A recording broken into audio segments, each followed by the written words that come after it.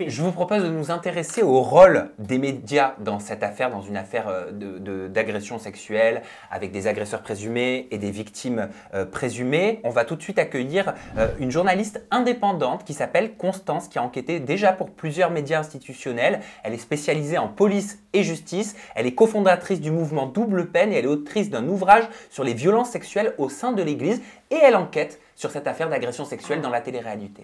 Bonjour Constance, bienvenue sur le plateau d'Aja. Très heureux de pouvoir t'accueillir sur l'émission. On a soulevé une question qui est très importante et j'aimerais te la poser. On connaît ton expertise sur le sujet.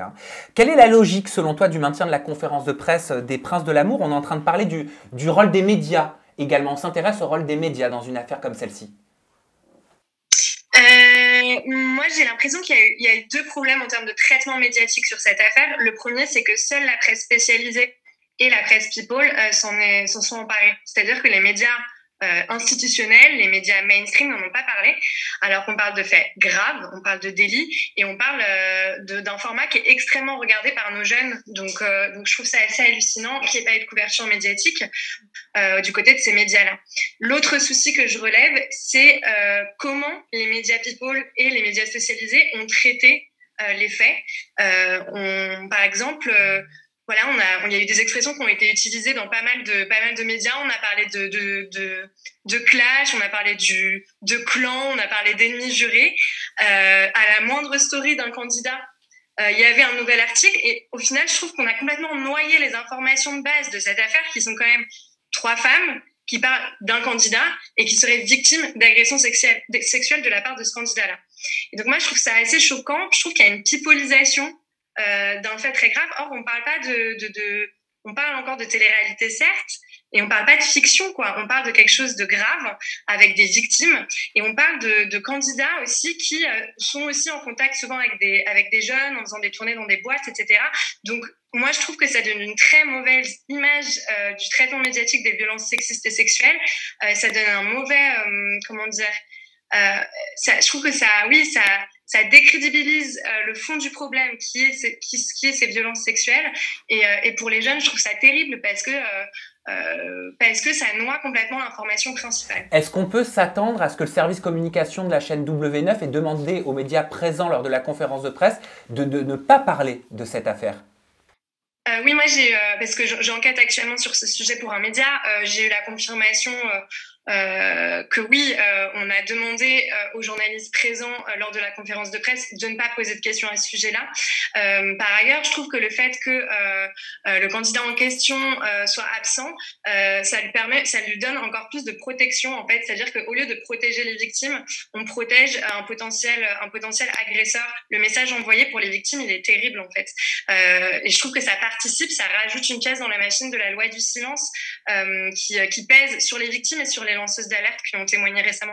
Quel est le rôle de la chaîne, du diffuseur, des médias people spécialisés qui vont à cette conférence de presse? Est-ce qu'ils ont un rôle important? Est-ce qu'ils doivent accepter de ne pas poser de questions sur ce sujet-là? Est-ce qu'ils doivent se soumettre à ces règles-là? Alors, c'est très compliqué parce que à la fois, généralement, ça dépend aussi de leur chef. Généralement, c'est pas forcément le chef le chef de la rédaction qui va aller à ces conférences-là. C'est souvent des jeunes journalistes, donc c'est très difficile, de par leur statut, de s'opposer aussi à ce que leur chef va dire. Mais oui, je pense que le rôle d'un journaliste, même quand il s'agit de télé-réalité, et surtout quand il s'agit de sujets aussi graves et de sujets qui concernent une audience très très jeune, c'est aussi un peu parfois de foncer dans le tas. Et là, on est face à un silence étouffant qui étouffe totalement tout ce qui se passe. Par exemple, moi, l'exemple qui m'a énormément marqué, c'est le passage d'Elisabeth Moreno, la ministre en charge de l'égalité femmes-hommes à Touche pas à mon poste. Le sujet annoncé, c'était le harcèlement, les agressions sexuelles dans le monde de la télé-réalité. Et elle était face à Magali Berda et à aucun moment le sujet n'a été abordé. C'est-à-dire qu'on est en pleine affaire très très grave. Je pense que c'est historique ce qui se passe. On a de plus en plus de femmes qui parlent et à aucun moment il n'a été sujet de cette question-là, qui est quand même centrale. Et le sujet a tourné autour de la chirurgie esthétique chez les candidates, qui est un vrai sujet, mais qui n'est pas le sujet actuel. Donc oui, il y a une silenciation autour de ça, il y a une omerta, et c'est le rôle des journalistes d'y aller et de poser les vraies questions, même si après on a peur de se faire couper au niveau des sources. source. C'est vrai que s'en prendre à des agents, c'est après ne plus pouvoir discuter avec certains candidats. Mais je pense que les journalistes ont un rôle à jouer dans ce mouvement de libération de la parole. Et vous, Constance, donc on l'a dit qu'il y a de journaliste indépendante, vous avez enquêté pour plusieurs médias institutionnels très prestigieux, vous avez écrit un ouvrage sur les abus sexuels dans l'Église, vous avez enquêté sur les abus sexuels dans le monde de la pub, maintenant dans la télé-réalité. Est-ce que vous observez des similitudes ? Déjà, la première similitude qu'on observe, c'est ce que je vous ai dit, c'est l'omerta. C'est-à-dire que, à titre d'exemple, les seules personnes qui ont parlé ouvertement, ce sont des femmes qui sont sorties du système. Et ça, c'est quelque chose qu'on retrouve dans plein d'affaires de violences sexistes et sexuelles. Moi, par exemple, quand j'ai travaillé avec des religieuses qui ont été agressées sexuellement ou violées, elles ont pu parler quand elles sont sorties en fait de leur congrégation, qu'elles sont sorties de leur communauté. Ça, c'est quelque chose qui revient souvent parce qu'elles sont sorties du système. Alix Desmoineaux l'explique très bien maintenant. Elle peut parler. Et elle parle pour les femmes qui sont encore dans ce système-là. C'est très difficile de parler parce que on a peur de ne pas être cru, etc. Ça revient en permanence. Et il y a surtout la remise en cause de la parole des femmes qui parlent, qui est immédiate. C'est-à-dire que on va penser là, et c'est encore plus accentué dans la télé-réalité, que c'est pour faire du buzz, que c'est pour faire de l'audience. On va penser que les femmes mentent. En permanence, c'est ça. Sauf qu'une femme ne prendra jamais le risque, surtout dans ce milieu-là, qui est la télé-réalité, de dénoncer des faits aussi graves. Il y a aussi la crainte de la diffamation qui est omniprésente. Heureusement, et c'est vrai, en France, on ne peut pas accuser à tort quelqu'un. Mais en fait, la diffamation, elle est tellement... c'est devenu, en tout cas, dans ce genre d'affaires, une peur telle pour les victimes que tout est étouffé très, très vite. Et l'autre chose que je trouve assez révélatrice et qui correspond à des schémas qu'on retrouve dans pas mal de domaines, c'est le fait que le pouvoir et que les personnes qui tirent les ficelles soient très peu. Par exemple, oui, c'est très pyramidal, quoi. Et par exemple, ce qui est très compliqué, moi, dans cette affaire au niveau de la télé-réalité actuellement, comment moi, je peux interroger une femme qui se dit victime de revenge porn de la part d'un candidat quand elle est représentée par la même agence que le candidat qui a potentiellement fait du revenge porn en diffusant des photos d'elle nues. C'est très compliqué en fait, c'est un serpent qui se mord la queue. Donc voilà, ce côté un peu structure pyramidale, une poignée de puissants qui tirent les ficelles, et puis ce côté où, quand on est dans la télé-réalité, sans faire de parallèle grossier avec l'Église, mais quand on est dans la télé-réalité, on se consacre à 100% à ce boulot, on vend son image, et en fait, le problème, c'est que dénoncer des faits aussi graves, c'est se fermer tellement de portes, et c'est complètement interrompre sa carrière, si on est encore dans ce milieu-là, qu'on ne peut pas parler. Voilà, on ne parle pas d'un boulot complètement anodin. C'est des personnes qui filment leur vie dans leur entièreté, et ça serait un tel bouleversement pour elles de parler et de quitter ce milieu-là que c'est encore plus difficile. Eh ben merci Constance pour votre expertise, merci infiniment. Vous revenez sur le plateau en présentiel ou en distanciel quand vous le voulez. Merci à vous. À très bientôt. Constance. À bientôt, au revoir. Un mot pour clôturer ce dossier après l'intervention de Constance.